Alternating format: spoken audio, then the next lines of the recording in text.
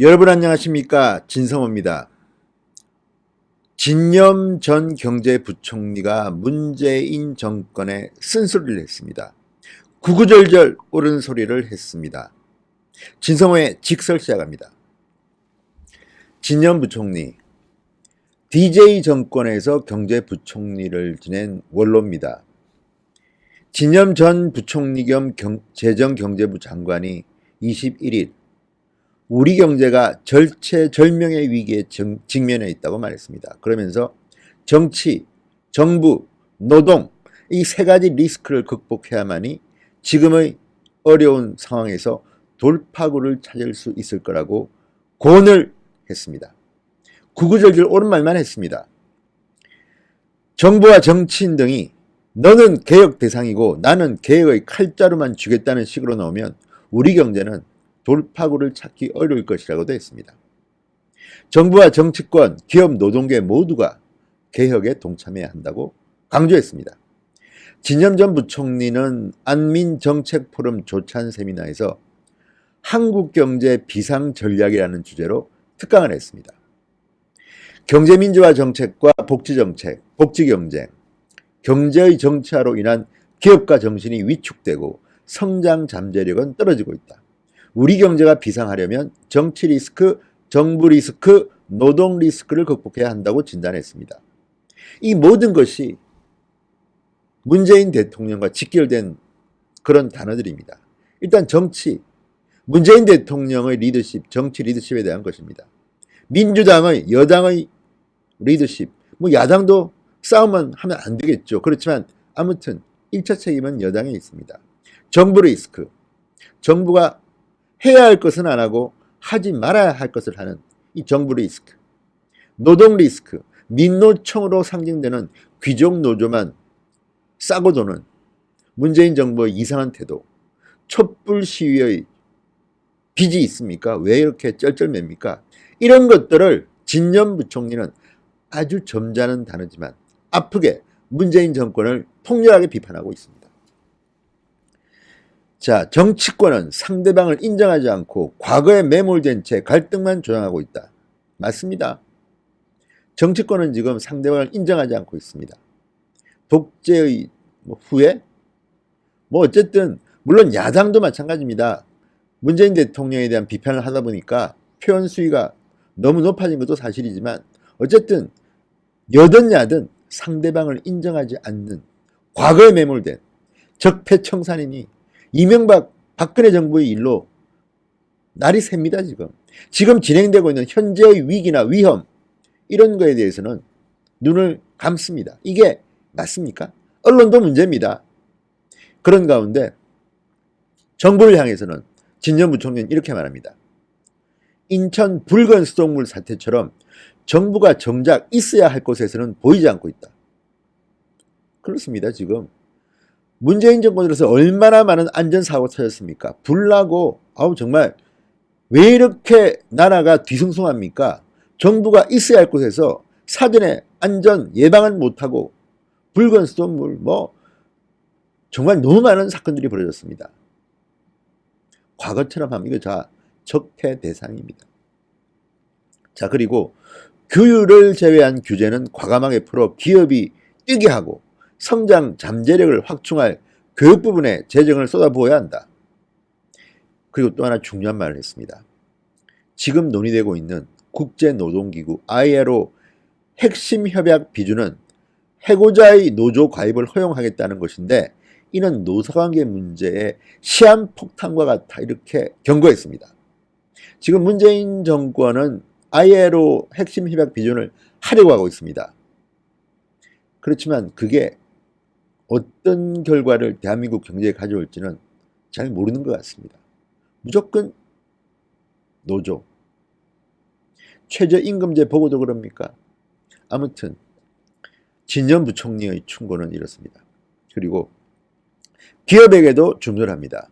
기업도 정부 규제에 냉가슴만 앓지 말고 태도를 진취적으로 바꿔야 한다. 대한상공회의소를 비롯한 경제단체가 공정하고 투명한 경영에 나서겠다고 선언한 뒤 정부의 규제 완화와 전폭적 지원을 요구하는 빅딜에 나서야 한다. 지금 사실은 문재인 정권과 기업 간에 정말 이런 사회적 협약 같은 게 필요할지도 모르겠습니다. 지금 전부 다 대기업들은 해외로 나갑니다. 국내는 불안한가 봅니다. 해외 투자가 지금처럼 늘어난 것은 처음입니다. 자, 그리고 진년 부총리는 또 이렇게 말합니다. 성장 잠재력 하락의 주력 산업의 경쟁력은 이미 중국에 추월당했고 기업들의 투자금이 해외로 빠져나가고 있다. 한국 경제는 절체절명의 위기에 직면했다. 미중 무역 분쟁은 패권 전쟁으로 확산되면서 앞으로 20년 동안 한국 경제에 심각한 영향을 미칠 것이다. 그런데도 문재인 정부는 이 같은 위기에 둔감하다고 지적합니다. 정부가 하반기 또는 내년 상반기에 경제가 좋아질 것이라고 말하고 있다. 추세를 살펴보면 국내 설비 투자가 줄고 기업이 체감하는 불안감은 커지는 등 한국의 경제 진로가 전환점에 도달했다. 혁신성장 없는 소득주도 성장은 허구다. 소득주도 성장을 좀 포기하라는 말입니다. 문재인 대통령 듣고 있나요?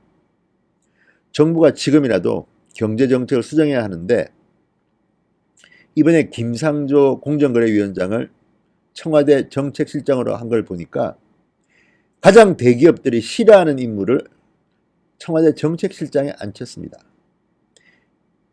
이것은 하나의 시그널입니다. 메시지입니다. 대기업들이 국내 투자를 늘리겠습니까? 저는 대통령의 이 회전문 인사, 인재풀이 좁은 것은 너무나도 답답합니다. 자, 그리고 경제정책을 관할하는 컨트롤 타워의 개편을 촉구했습니다. 이게 저는 상당히 중요하다고 봅니다. 진영 전 부총리는 행정 달인이었던 사람입니다.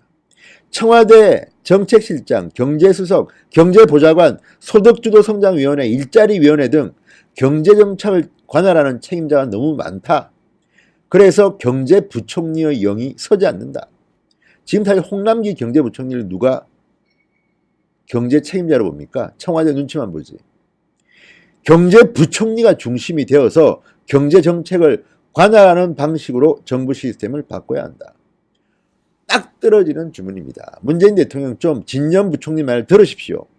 그리고 교육혁신을 지목했습니다. 교육혁신은 그림자도 보이지 않고 무상교육, 무상급식 정책이나 남발하고 있다. 그렇게 쓰는 재정을 기능대학인 한국폴리텍대와 마이스터고에 지원해 능력과 자질이 있는 사람을 지원하는 것이 정의냐, 아니면 평준화하고 다 같이 나눠 먹는 것이 정의냐. 속이 통쾌합니다. 참고로 진년 부총리는 DJ 정권의 부총리입니다. 자, 그는 복지제도는 성장 잠재력을 키우는 방식으로 설계해야 한다. 파이를 나누기만 하는 복지는 도덕적 해이로 이어질 뿐이다. 그러면서 전주 상산고의 자율형 사립고 재지정이 취소된 것을 언급하면서 모든 학교를 평준화하고 자사고를 배제하면 교육 경쟁력이 약화될 수밖에 없는데 교육부 공무원은 뭐 하는 사람들이냐. 그리고 노동 리스크. 자, 산입 범위를 정하지도 않은 채 최저임금부터 올려놓고 뒤투습을 하고 있다. 최저임금을 지역별로 차등 적용하는 건 어렵지만 업종별로 차등 적용하는 것은 검토해봐야 한다. 4차 산업혁명 시대에 고용 유연성과 안정성을 함께 고민하면서 노사개혁에 나서야 한다. 일일이 옳은 소리만 하시고 계십니다. 진년 전 부총리는 62년 고등고시 합격한 뒤에 노태우 정권에서 동력자원부 장관, 김영삼 정부에서 노동부 장관, 김대중 정부에서 기획예산처 장관, 부총리 겸 재정부 장관을 맡았습니다. 자, 문재인 대통령은 진보 보수를 떠나서 대한민국 경제가 지금 엉망이라는 것을 인정을 해야 됩니다. 먼저. 그리고 그 위에서 진년 부총리의 이 충고들을 따라만 하십시오. 그러면 됩니다. 도대체 고집이 왜 그렇게 셉니까?